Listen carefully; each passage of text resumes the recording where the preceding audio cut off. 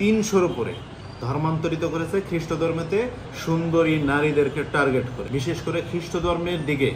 আপনি একটা জিনিস খেয়াল করে দেখবেন, নোরা পাগলার ছেলে এবং নোরা পাগলা দুইজনে যোগ সাদস্যে বাপ ছেলে, এটা ভিন্ন পরিকল্পনায় আগাচ্ছে। পিছনের একটা ইতিহাস আপনি যদি খুঁজে দেখেন, নোরা পাগলার ছেলে সুন্দরী নারীদেরকে টার্গেট করে ধর্মান্তরিত করার একটা প্ল্যান করছে। এবার প্রশ্ন আমাকে করতে পারেন, কি ধর্মান্তরিত করার চেষ্টা করছে? তাদেরকে, নোরা পাগলাকে পীর সাজিয়ে, পাগল সাজিয়ে তারা এর পিছনে ব্যাকগ্রাউন্ডে আরেকটা বিজনেস তারা চালু করেছে, বিশেষ করে খ্রিস্ট ধর্মের দিকে ধাপিত করার জন্য।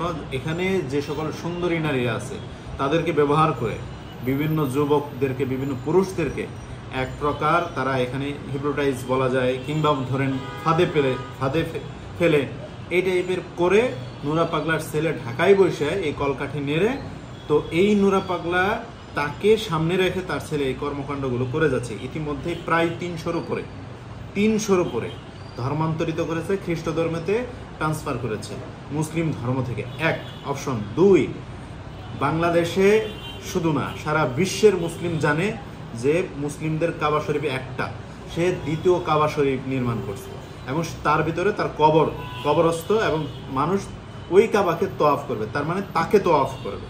এই যে তার যে প্ল্যানিং, তার ছেলের একটা মানে চিন্তা ভাবনা, এটা খুব মারাত্মক একটা মুসলিম ধর্মের অনুভূতিকে আঘাত করে। এখন অনেক সুশীল অনেক ধরনের মন্তব্য করবে, সুশীলদের কথা শুনলে ধর্ম আর মানুষের জাতের বিভেদ যে একটা আছে, ধর্মের যে একটা অনুভূতি আছে, সেটা ধ্বংস হয়ে যাবে। সেটা শুধু মুসলিম ধর্মই না, ভিন্ন ভিন্ন ধর্ম যেগুলো আছে, প্রত্যেকটা ধর্মের একটা নিজস্ব আইডিওলজি আছে, নিজস্ব চিন্তা ভাবনা আছে, নিজস্ব একটা থিওরি আছে। তার বাহিরে আপনি যদি একটা ভিন্ন একটা আকার দাঁড় করান, সেটা কি হবে? সেটা তো অবশ্যই ভিন্ন খাতে প্রবাহিত হচ্ছে। এই যে মুসলমানদের ধর্ম নিয়ে কটূক্তি করছে, মুসলমানদের ধর্মকে বিকৃতি করছে, সেই সময়ে এসে সরকারকে বলতে পারেন, কিংবা জেলা প্রশাসককে বারবার চিঠি দেওয়া হয়েছে। এখানে আপনি যদি গাফিলতি দেখেন, জেলা প্রশাসক, আমি মনে করি ওই জেলা প্রশাসককে অনতি বিলম্বে বরখাস্ত করা উচিত। কারণ তিনি কি বুঝতে পারেন নাই? তার কি এতটুকু হিতাহিত জ্ঞান হয় নাই যে এই ধরনের একটা ধর্মীয় অনুভূতিতে আঘাত লাগার মতো কর্মকাণ্ড করে যাচ্ছে? সেই জায়গায় সেটা জেলা প্রশাসকের দায়িত্ব কিনা, পুলিশ প্রশাসনের দায়িত্ব কিনা, প্রশাসনের দায়িত্ব কিনা সেটা বাধাগ্রস্ত করা। আজকে যখন একটা সংঘাতে পরিণত হয়েছে, তখন এসে মুসলিমদের উপর চাপিয়ে দেওয়া হচ্ছে। আমি মনে করি এটাও এক ধরনের ষড়যন্ত্রমূলক।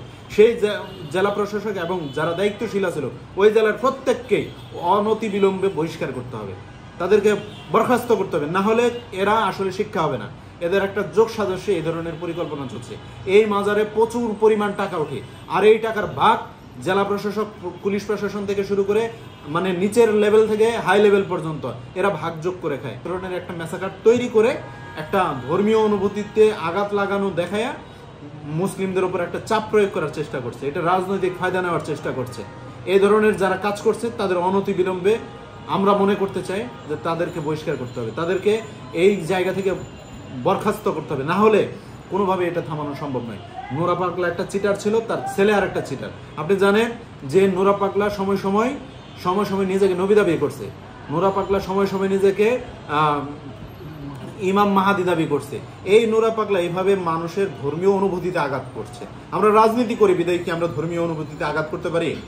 এই যে সামনে পূজা আসতেছে, মুসলিমদের ধর্মীয় উৎসব ঈদ, মুসলিমরা ঈদ পালন করবে, হিন্দুরা তাদের উৎসব পূজা, তারা পূজা পালন করবে। প্রয়োজন হলে আমরা তাদেরকে নিরাপত্তা দিব, আমরা প্রয়োজনে পূজা মণ্ডপের গেটে গিয়ে দাঁড়িয়ে থেকে দারোয়ানের ভূমিকায় থাকবো, তাদের নিরাপত্তা আমরা দিব। তার ধর্ম সে পালন করবে, কিন্তু তার ধর্ম বিকৃতি করবে সেটা তো মেনে নেওয়া সম্ভব না। আমার ধর্ম কেউ বিকৃতি করবে সেটাও মেনে নেওয়া সম্ভব না। এই নিরাপত্তা নিশ্চিত করতে হবে। সেই নিরাপত্তা নিশ্চিত না করতে পেরে ধর্মীয় অনুভূতির উপরে ঠেলে দেওয়া যেই স্বরাষ্ট্র উপদেষ্টার অধীনে হচ্ছে, সেই স্বরাষ্ট্র উপদেষ্টাকেও প্রশ্ন রাখতে চাই, আপনি যদি বাহিনী পরিচালনা না করতে পারেন, এবং স্থানীয় সরকার আসিফ মাহমুদ সজীব ভুঁইয়াকে বলতে চাই যে আপনি যদি আপনার স্থানীয় সরকার নিয়ন্ত্রণ না করতে পারেন, সেই ব্যর্থতার দায় নিতে হবে আপনাদেরকে। পুরস্কারের মালা যদি গলায় দিতে চান, তাহলে সেই জন্য আপনাদেরকে ওইভাবে কাজ করতে হবে, আর যদি বেজ্জতির মালা গলায় দিতে চান, সেটার জন্য আপনাদের প্রস্তুতি নিতে হবে। ধন্যবাদ।